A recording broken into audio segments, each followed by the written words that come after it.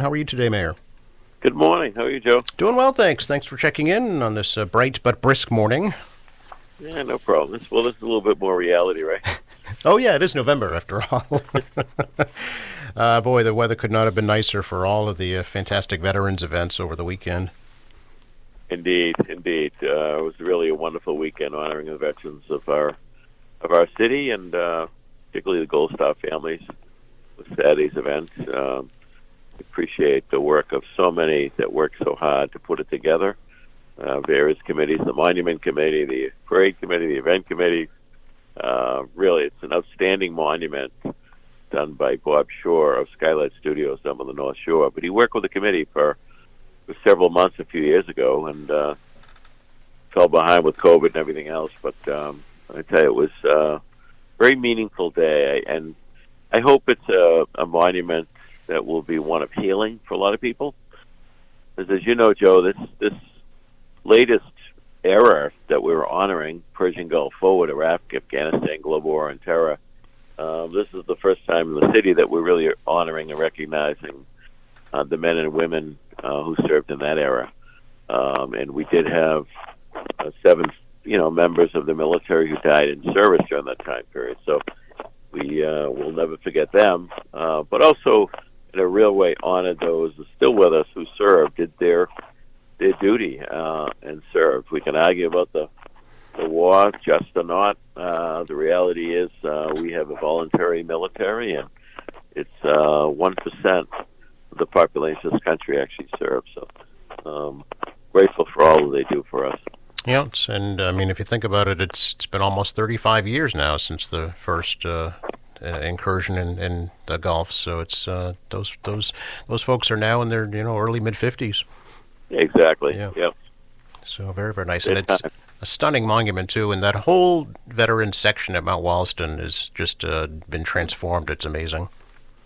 Yes, I'm really, really thrilled and delighted with it. It's a special place. The cemetery is beautiful anyway, but the way that lays out on the hillside there, and then of course what we did, realigning the monuments and putting the flags in for each of the branches, and of course this coming spring, the cherry on the top will be the new archway that's going to go up over the granite blocks at the top of the entrance off of C Street. It's going to be magnificent. So it's really a beautiful, beautiful cemetery and historic one. And these projects were done mostly with federal money. So I said when we got some of that federal money, Joe, I was going to do some things that we wouldn't normally do with regular tax money. And there's a good example of this project. Yeah, absolutely. And the parade, I think, was probably one of the longest in a long time yesterday. It was, yes, it was indeed. We had, I think, every scout in Quincy was certainly there. ROTC cadets, of course, several bands. Of course, my favorite is the Quincy North Combined Marching Band. They were just absolutely terrific, as usual. Yeah. They played Saturday as well at the monument dedication. They did the national anthem and the military medley. They were terrific. They have come a long way for sure. I know for a minute there I had to stop and think, wait a minute, is this the Christmas parade? When is this going to end? But beautiful day and a great tribute and a wonderful keynote speaker in James Kroll as well. Colonel Kroll, absolutely. Yeah. Quincy Point guy. He did a very nice job. Sure.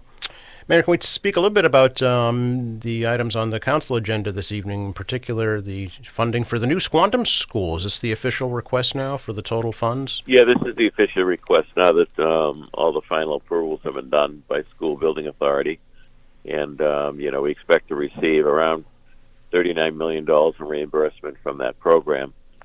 There are projects in and around the Squantum School as part of the school project that we're doing, including a major public works drainage issue that's been affecting that neighborhood for a while. So we're dealing with that issue. We're also going to put the utilities that are out in front of the school underground, get them out of the way, if you will.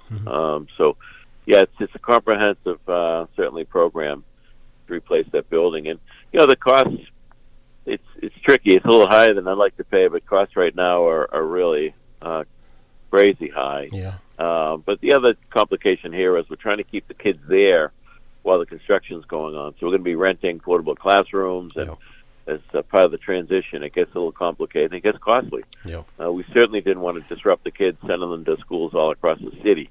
That wouldn't make sense at all. So, yeah, I'm concerned about the price, but we'll look back in 10 years and say, how do we build it for that cheap amount of money? You know, just the way it goes. It's let's see, almost 109 million, and then 4.5 million for the electrical work. So yeah, it's comparable to the Quincy High School cost, as I recall. Yes, indeed. Yeah. That was 11, 12 years ago now, but even longer, I guess. Yeah. But time goes by quickly. It certainly does. Yeah. So. But it's the last school that is in dire need of replacement. This will be, as you know, a fifth new school.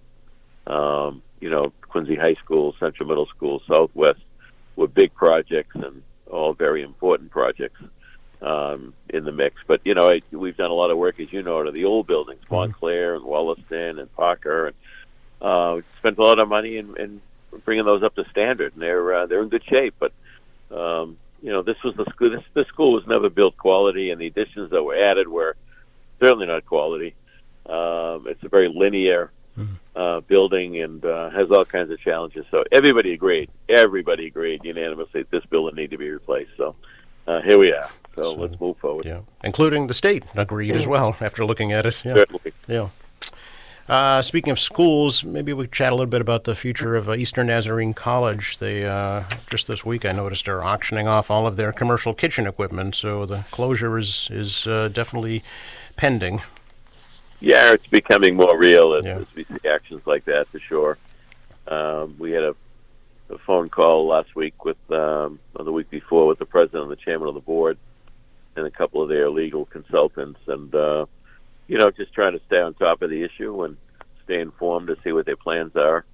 I know they're entertaining brokers, as I understand it, and perhaps even entertaining proposals, but that has not been shared with us yet. So we'll see it as it goes. I know you've said you would use eminent domain if necessary. How would you make that determination? I guess we'll see what happens with what they come forward with. And, you know, as I've said before, Joe, I hope they're practical and realistic and don't think they're going to be putting in, you know, 500 or 700 units of housing and jam it in that site in a residential neighborhood. So, and as you know, practically speaking, we are looking at the gym and the field that could be great additions and assets to the city and Quincy College, and perhaps Quincy College finds some use down there. The library is gorgeous. Maybe that becomes a replacement for the Wollaston Library. I mean, there's all kinds of ways to look at this, and that's what we're doing right now. Everything's on the table. Yeah. It's certainly a once-in-a-lifetime opportunity for sure for everybody. Indeed. Yeah. Absolutely. Also tonight, Mayor, the City Council will be honoring Dr. Ed Fitzgerald for his many years of service at the Historical Society. One of my all-time favorites. I love Dr. Ed. He's great. Everybody loves Dr. Ed. Yeah. He's really a unique Quincy gem. I mean, he's remarkable, and the work he's done to keep it together. I mean, we're fortunate to have the Park Service in Quincy, but you know, the Quincy story really is preserved and told by the Quincy Historical Society. And Ed's been doing that for a long time, and you know, never got big pay for it. That's for sure. Nonprofit like that, they had to struggle to keep things together and keep it moving. And he's just remarkable. Anytime I have a question or about anything Quincy related, he's the go-to guy, and usually has the answer off the top of his head. He's a remarkable individual, wonderful human being. So I'm certainly happy that the council's recognizing him tonight. Absolutely. Still serving in an emeritus role as well, so I'm sure he'll never be far from the society, for sure. Exactly. Yeah. Thanks for your time, Mayor. Always a pleasure, Joe. Talk to you next week. Bye now. Bye-bye.